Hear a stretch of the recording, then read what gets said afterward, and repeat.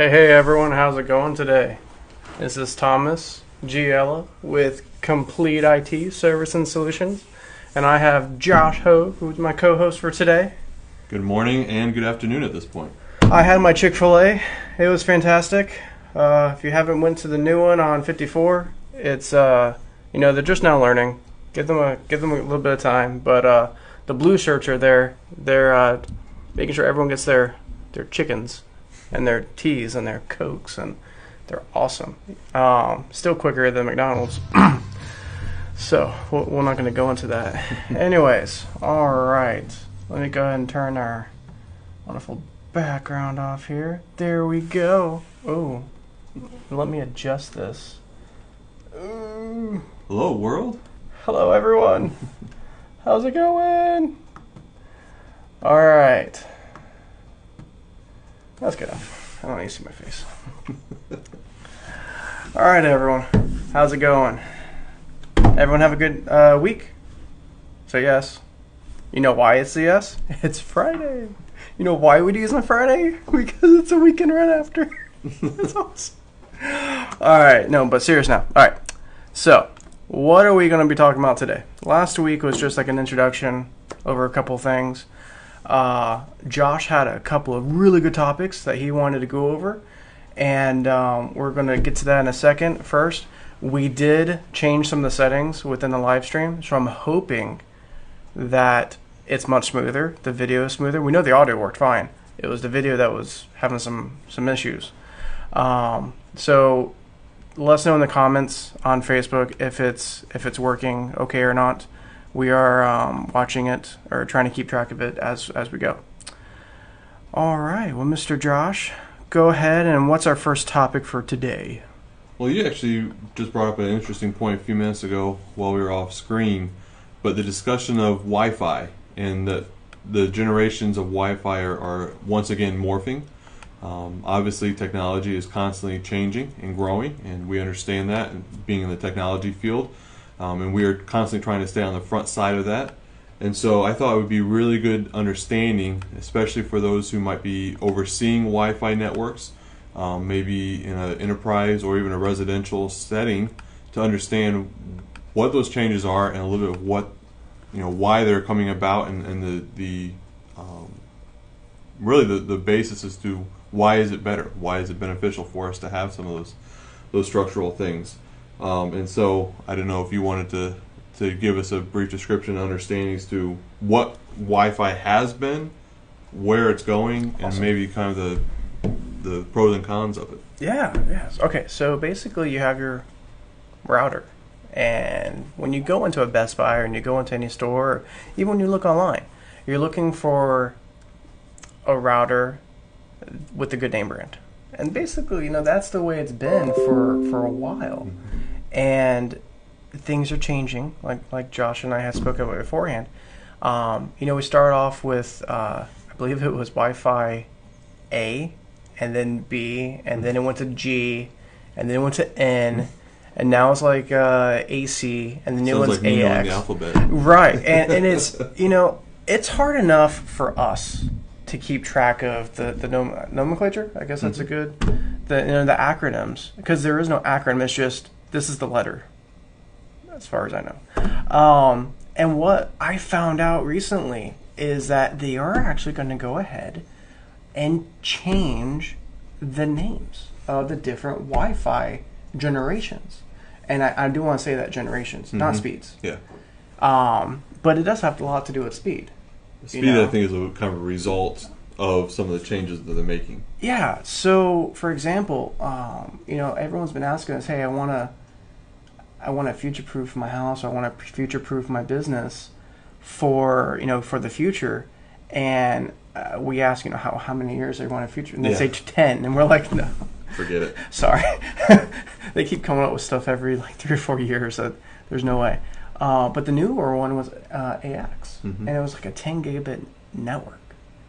And I was astonished when we found out about this 2 or 3 years ago. And and then 5G came out. It's coming out. It's coming out in baby steps. If you have AT&T and it says 5G, you don't actually have 5G. That's a marketing term. Yeah. Okay. 5G isn't a marketing term, by the way. 5G, whatever it says, like X or something like that, is a marketing term. 5G is legitimate, but it's only in about 26 cities right now, and actually works in 2. So we're not one of them. But what's kind of cool is that like AC, we're installing Wi-Fi systems all the time right now, and we're wanting to give the best bandwidth and the best data speeds and whatnot. Yep. And AC had the best ones, but. And I believe AC, let me go to Mr. Linus Tech Tips here. I'll show you guys my laptop screen. So I love Linus. I subscribe to his YouTube channel all the time. I'm not going to go through the through the video, but he had an awesome, just depiction of Wi-Fi 4, Wi-Fi 5, and Wi-Fi 6, and then what it's replacing. So Wi-Fi 4 is replacing 802.11n. Wi-Fi 5 is replacing 802.11ac, and then Wi-Fi 6 is replacing 802.11ax. Now, what's interesting about this, though, is that a lot of IoT devices right now, and IoT is Internet of Things, which is also like the smart home culture, Fire Sticks and whatnot. They're only running off of N. Yeah. Like, I always get a new product in. And the first thing I do is look at the bandwidth, and it's on N, and I'm like, okay, this isn't a good product. For just clarity, that's like 3 generations back, roughly. No, that's like 7. 7? I can't do math. Old. It's old. Okay, and old is relative in today's term too. Technology-wise, if it's 6 months old, it's old. If you're 7 years, you're like ancient. So it's like dog years. You multiply. But I was talking to was it a distributor or a manufacturer, and they hinted at the reason why they're sticking with N is because a lot of people still have their old routers, and a lot of people, if they have to purchase too many things at one time, they will not adopt new technology. Exactly. And I'm like, wait a minute, no, every single time a new router comes out, I buy a new one. That's you. That's me. The 1%. That would be nice. We'd have a lot better pictures if we 1%. I'd have like a TV screen back there. No, so by the way, I get them all the time because before we start selling them, we always test them out, and I install it. Don't tell my wife, and then ask her, "Hey, hon, how's the Wi-Fi?" And she'll let me know if it was better, worse, or if she couldn't tell the difference. Thank you, Amy. Actually, his wife's name is Amy too, so it's. His Amy, my Amy, his Amy, yeah. Let's be clear on that. I am Thomas and he is Josh, so what was I talking? Oh, so he was saying that a lot of people, they have the stock routers from the ISP provider. ISP again being Frontier and or Spectrum or Cox or whoever you have for your internet. And a lot of them are still running the old N. Hardly any of them are running the new AC bandwidth. I'm like, oh my gosh. So they had to put in old technology into newer products so that... be compatible still. Yeah. I'm like, that's kind of like putting... I was trying to compare it to like a DVD or Blu-ray disc, but I can't. It's like, oh, hey, you want that Blu-ray movie? 4K? Here's 1,000 floppies. Well, it's one of those things that for the people who are not educated or do not desire to know that much about technology, it's one of those things that my router's working fine. It's still giving me internet. I can still watch my movies. I can still stream, whatever I need to stream on my Apple TV or Roku or whatever, but they're not understanding the intricacies that are built into it, sometimes the safeties that are built into it, sometimes just the quality of streaming. And stuff like that. And so sometimes I think these technology companies are so excited about the new technology they rolled out, and people are still 5 years ago, on a stock router, and there's no interest or desire to make the changes. I actually just thought of something, and I'm curious because I know a lot of 4K content's coming out. So I'm wondering if the 4K content is on still on N. And guess what? Apple's website is useless. So let's go here instead. Because I know in order to do 4K, you need at least a gigabit Mm-hmm. connection, supposedly. So that would be AC, which now would also be called Wi-Fi 5. Let me see if they announce that it is on here. Well, they say all the cool movies that you can rent, but they don't give any cool specifications because Apple is awesome. Tech specs. There you go. Hey, you know, if I just looked at the top, Minor details. minor details. So it uses AC. Ha. So There you go. here we go. All right, I'm just going to show you guys.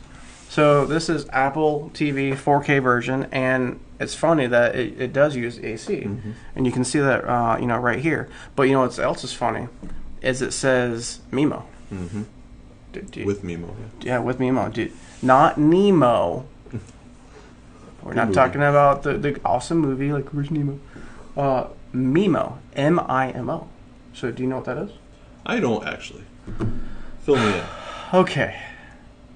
I actually have trouble explaining it to myself. I know how it works, but sometimes you know how it works, and Jen trying to explain it's two different things. I wish I had like a little whiteboard. Maybe I can get approval from Replace the pictures from the bookkeeper to do that. So what happens is sometimes you'll hear of dual band. Mm-hmm. So dual band is whenever you have the 2.4 gigahertz and the 5.0 gigahertz going out at the same time. Now, the difference between 2.4 and 5.0 is 2.4 is more near, closer, but it's not as fast. I'm sorry, I said that wrong. Yeah. 2.4 is farther away, out, but it's going to be a little bit slower. 5.0 band is closer, but it's not going to allow you to transmit as far. That's dual band. And some people are getting dual band mixed up with MIMO. Mm-hmm. And what MIMO does is it allows the router or the access point to communicate with multiple devices at the same time. In the best bandwidth. Yes. Yeah. So what's happening right now is with stock routers, a lot of them don't have MIMO. Mm-hmm. So, and we're talking milliseconds here. Mm-hmm. But when you start adding it up, this is where we get packet loss and we start getting disconnects and whatnot. And your computer just stops, video freezes up for a second, you don't know what it is, and it's everything that's going on in the back end.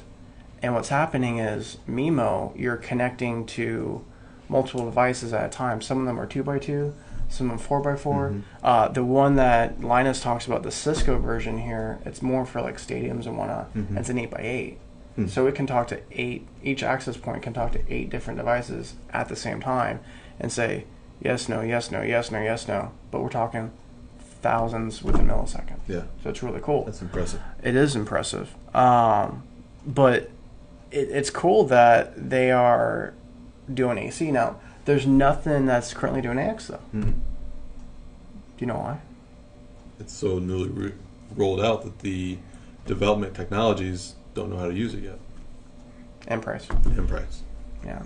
Think about when DVDs first came out. DVD players were $500-$600 a piece. Now you can, if you can find one still, you can go to the store and buy one for $30. Yeah. Like Blu-ray players, when they first came out, they $200 were easy. really expensive. Now they've come down in price. The problem is with Wi-Fi and with internet, most people, if they think it works and they're happy with it connects, they're okay with it. They don't know what they're actually missing. And it kind of brings up a point that I had last time of connection adoption with the speeds of ISP. Some people will they'll have 100 Frontier, for example, and it's slow, or they have 110 Spectrum and it's slow. And what do? They call the ISP provider. They say, hey, it's slow. What can I do? Oh, let's bump you up to 400. Yeah. Okay, thank you. They bump them up to 400. They get a little bit faster internet. They still complain. They finally come to us. We find out that their router is really only outputting like 150, 200. Replace the router, golden. Yeah. And it's That's crazy. But anyways, so that's the cool thing about Wi-Fi. You know, you have the different acronyms now. Wi-Fi 4, 5, 6. It's also going to be showing up on your phones. Mm-hmm. So instead of it just saying Wi-Fi at the top, like the icon, it'll show you which one it is. It'll have the number. That's pretty cool. So now it's going to be better for us, so that whenever we go into a place and they say that we have the fastest internet, and then it says Wi-Fi 4, they're 2 to 3 generations behind. They were a good client for us. And if you know anyone in the future that has Wi-Fi 4, they're a good client for us. Send them our way. Send them our way. So what's the next thing? The next thing I want to discuss is actually kind of a combo between the residential and the commercial. So we're trying to do news and notes, and that's what the Wi-Fi discussion was kind of covering, was kind of the newest thing coming out there, things that you might be interested in. I kind of did that backwards, didn't I? It's all good. We're flexible. So the other thing is kind of combining both the residential and the commercial. And this is the commercial side, commercial terminology is going to be access controls. The residential side is simply security systems. So what is it? Why does it matter? What are the differences? What are the similarities? When we walk into a client and they're wanting a security system, we say access control. What is access control? Talking about residential or commercial first? Let's talk about commercial. Let's start with commercial. I love commercial. So access control is a key fob. Mm-hmm. It is a access card. It is also an app on your phone now. Mm-hmm. And basically, it allows for employees or managers to easily access any premise with an identification of some type, like key fob, access key card, or app, without actually having the physical key. Mm-hmm. And it is harder for people that are trying to be honest to actually break in. Mm-hmm. It's kind of funny because the name is kind of revealing, but it's backwards. We say access control systems, and they're like, what? Excuse me? The reality is it's controlling the access points. Think about it that way. And so one of the things that people say is, I don't need that. Well, do you have keys for your building? Well, yeah. Do you have keys for every single room? Probably a different key for most buildings. Yeah. Well, how do you manage all those keys? Well, we have a key box. How organized is that key box? Oh, you don't want to go in there. These are everyday common things that we see routinely, and it's a scenario where for the industrial or the commercial side of things, that honestly, by the time you hunt down keys, by the time you have to change keys because you have disgruntled employees that walk off with keys and you don't know where all your keys have ended up, all of a sudden it becomes a giant mess, and you have no control over your own lock system, and you have a big giant key ring full of keys. Speaking of that real quick, do you know how much a locksmith is to go on site to change out a lock? I found this out because the client asked me. Yeah. I had no idea. It's massive. It's like a plumber or electrician. You have a trip charge, which is usually like $85, and then you have the hourly, which is between $85 and $25, and then you have a minimum. I mean, I have heard some locksmiths being really cheap, but for the most part, the industry standard is $200 to $300 minimum per instance. Yeah. And then that does not include remaking and individual replacing keys. the keys for every employee that has one. Yeah. Sorry, go ahead. No, so that has been one of those discussions for us where there is obviously an install. You're changing technologies. Keys have been around literally for a couple hundred years, and so it may be time to come to current technology standards. They've changed a little. Just a little bit, but one of the things that we've been really finding intriguing though is we were actually just on site the other day at a place where they have one key that supposedly magically does all these different doors, and it's a nice key system for the 1950s. But the problem is all the wear and tear, and it was a specialized key. It wears itself down, and so all of a sudden you start having issues, and you're still in the same issue as far as number of people having it, who controls it, all this kind of stuff. And so one of the things, and we can go incredibly customization, for any client. But one of the things that we've been trying to present to clients is for the commercial side. How do you think about how you hand out keys? Do you want everyone to have a key? Do you want every key to be equal for every door? 9 times out of 10, no. But then they all of a sudden have to do that, or it just becomes very... Are you talking about group access? Absolutely talking about group access. What is group access? Group access is where you have opportunities for tiered levels, where you can say, I need tier 1 to have access to the entire building. Tier 2, access to 5 of the 10 doors. Access, or level 3, tier 3, has access to the front door to get to their office. Can you times? You can do times, you can customize it however you want. And rather than having to run around with a giant key ring and go through every single key at every lock to find the right key, literally you go to your computer and you hit enter, and it's there. You know what's funny is that a lot of people that we talk to, they think of this as an expense, and they don't think of it as an ROI. Yeah. You guys went to a place I won't name a name because we don't do that. I don't think we have yet. We try not to name names. They own multiple properties, an apartment complex, and whenever they went on site to do a demo, the maintenance guys were ecstatic and happy and said, "Wait a minute, I don't have to now carry around," and they held up, you guys saw the keys, a number of keys for every property.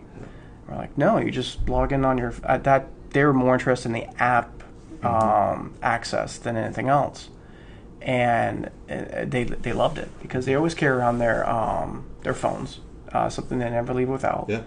And honestly, now they can actually have accountability from their bosses, which they like. There's a safety built in there. There's a safety. They can say, look, I was here at this time. It's not whatever. And then for that one, we were able to do only the front gate, which I said that right. A front vehicle gate. Vehicle gate. I'm not talking about just a residential gate. I'm talking about vehicle gate. We're able to tap into that, take it over. And then we're later on we'll be connecting that one to the clubhouse. So it does all the residential pool gates. It does the gym gate. So, residents, maintenance, and staff will just have one fob, key card, and or app. And then everyone will have their own schedules. And if it doesn't allow them access, guess what? It just doesn't allow them access. So, and that's a beautiful thing. And so that's one of those dynamics where we've been excited about what we can provide in the ROI factor for our clients, and it's a safety thing. Everything's audited, everything's reportable. Yep. You can see exactly who enters the doors at what times. It's a very safe factor. Now, we were talking about that for the commercial side. The beautiful thing is that we have the same capabilities on the residential side. This has become very common, very popular in the DIY market. There's a number of brands out there that have smart home capabilities. That just one of the capabilities in the smart home is access controls, which would mostly be like front door locks and things like that. But now they're even incorporating security cameras with some companies are even doing facial recognition. So like when the kids get home, they get within 15 feet of the front door, all of a sudden the door automatically unlocks because there's a facial recognition of the child coming home. Now, there's two sides of the coin. Some people get really excited. Well, that's the opposite issue too. Some people get really excited because technology and the intuitive nature of technology is a huge asset. At the same time, it gets a little creepy because everything's being recorded, and there's always the back-end security questions. Who's able to see these the videos and the footage and things. And that's where we can have further discussions maybe on some of the security factors and how some of these companies are doing it well. Some are where we would recommend to steer clear from. But that's one of those things where access controls and security systems can provide great comfort, peace of mind. I was on site at a client's house this week, and family members are traveling, coming and going, and they want them to know that their kids are in a safe environment. There's been some issues of vandalism in the area, and they simply want to know that their home is safe and secure. And by simply throwing up a couple of cameras and a lock on the front door, all of which that can be monitored anywhere in the world as long as you have internet access, and be able to control the environment as far as who's coming in. Some of these have perimeter breaches in the security camera where someone crosses